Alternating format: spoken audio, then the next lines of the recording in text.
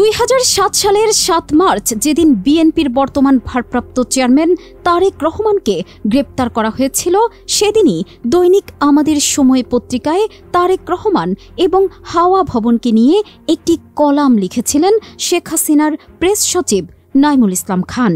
সেদিন সেই কলামে তিনি তারেক রহমানের বেশ প্রশংসা করেছিলেন এবং হাওয়া ভবনের বিরুদ্ধে চলা অপপ্রচারের বিরুদ্ধে দাঁড়িয়েছিলেন। সেদিন কি লিখেছিলেন হাসিনার এই প্রেস সচিব, সেটি থাকছে আজকে আমাদের এই আয়োজনে। রাজনৈতিক অঙ্গনের নানান ইতিহাস ও তথ্য পেতে আমাদের চ্যানেলটি সাবস্ক্রাইব করে বেল বাটনটি প্রেস করে রাখুন।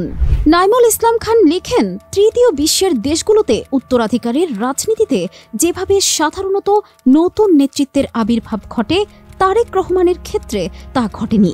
ইন্দিরার মৃত্যুর পর রাজীবের মৃত্যুতে সোনিয়া, ভুট্টোর মৃত্যুর পর বেনজির, বঙ্গবন্ধুর মৃত্যুতে শেখ হাসিনা বা শহীদ জিয়ার উত্তরসূরি হিসেবে বেগম খালেদা জিয়া যখন রাজনীতিতে আসেন, তার আগে এ ধরনের গুরুত্বপূর্ণ ভূমিকা পালনের জন্য যে প্রস্তুতি দরকার তা নেয়ার সুযোগ তাদের ছিল না। কিন্তু তারেক রহমান এক্ষেত্রে ব্যতিক্রম। অনেকেই হয়তো ব্যাপারটি পছন্দ করবেন না, কিন্তু এটি একটি ফ্যাক্ট। তুলনা করলে আমরা দেখব তারেক রহমানের প্রস্তুতি ছিল অনেক কঠিন, অনেক ব্যাপক ও অনেক বেশি মাটি ঘেঁষা। তারেক রহমানের বেড়ে ওঠা, তারেক রহমানের প্রস্তুতি, তারেক রহমানের তৈরি হওয়া অনেকটাই নিঃসঙ্গ। কৈশোরেই হারিয়েছেন বাবাকে, বাবার গাইডেন্স থেকে হয়েছেন বঞ্চিত। একসময় সৎসঙ্গেও হয়তো পড়েছে মলিন চিহ্ন। তার অ্যাটিটিউড নিয়েও তারপরও হাওয়া ভবনে পার্টির গবেষণা, মনিটরিং ও স্ট্র্যাটেজি নিয়ন্ত্রণ আরোপ, তৃণমূল থেকে পার্টির সর্বস্তরে শৃঙ্খলা ও জবাবদিহিতা প্রতিষ্ঠা, অফিস খুলে এদেশের রাজনৈতিক দলগুলো পরিচালনার ক্ষেত্রে কেন্দ্রীয় নেতৃত্বের এবং সরকারের পারফরমেন্সের ওপর ক্ষমতাসীন দলের মনিটরিংয়ের ভিত্তিতে পার্টির ও সরকারের পলিসি তৈরি ও পরিবর্তন ইত্যাদি আমাদের রাজনীতিতে অনেকে বলবেন হাওয়া ভবনের মাধ্যমে দুর্নীতিতে প্রাতিষ্ঠানিক রূপ দেয়া, বাণিজ্যের প্রায় প্রতিটি ক্ষেত্রে ক্ষমতার মনোপলি প্রতিষ্ঠার চেষ্টা, স্বল্প শিক্ষিত, ক্ষমতার বৈধ কেন্দ্রের সমান্তরাল অবৈধ কেন্দ্র প্রতিষ্ঠা, পার্টি, রাষ্ট্রযন্ত্র ও ব্যবসা অযোগ্য, সমাজের অপেক্ষাকৃত নিম্নস্তর থেকে উঠে আসা থার্ড গ্রেডের নেতাদের জাতীয় রাজনীতির মূল স্রোতে কেন্দ্রীয় নেতৃত্ব হিসেবে প্রতিষ্ঠা, রাজনীতির ক্রিমিনালাইজেশন, এগুলোই তারেক রহমানের লিগেসি। কিন্তু আমার কথা হচ্ছে, দুর্নীতি করার জন্য কোনো ভবন বা অফিস লাগে না। যারা দুর্নীতি করার ক্ষমতা রাখে তারা যে কোনো জায়গা থেকেই দুর্নীতি করতে সক্ষম।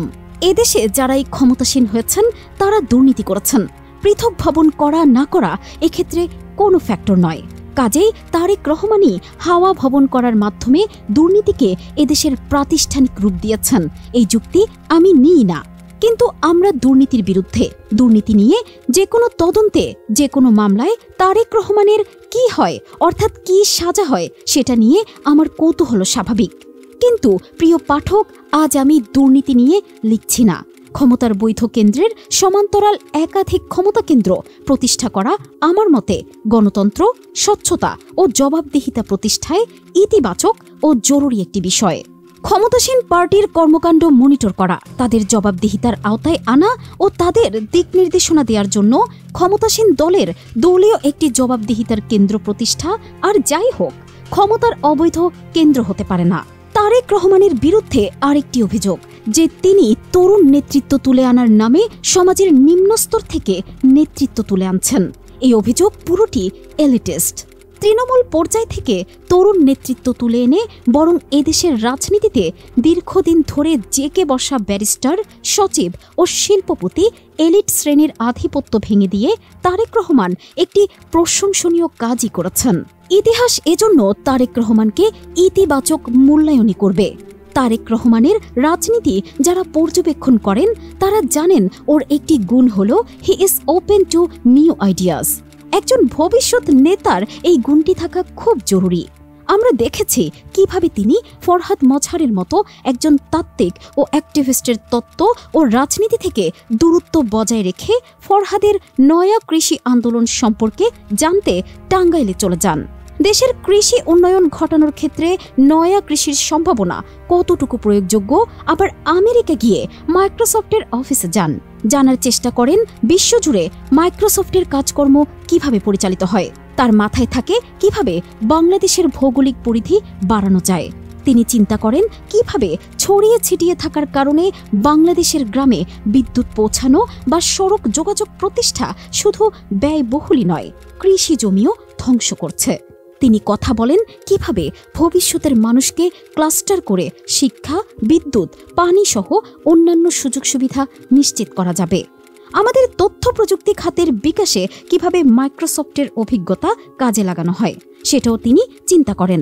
মালয়েশিয়াতে গিয়ে খোঁজখবর নেন মাহাথিরের নেতৃত্বে কি করে একটি উন্নয়নশীল দেশ থেকে একটি প্রায় উন্নত দেশে পরিণত হল দেশটি। টাঙ্গাইল থেকে সিয়াটল, তারেক রহমানের এই বিশ্বভ্রমণ দেশের মানুষের ভাগ্যোন্নয়নের পথ খুঁজে পেতে তার এই অন্বেষণ, তার এই সদিচ্ছা, এটাই বাংলাদেশের রাজনীতিতে তারেক রহমানের লিগেসি।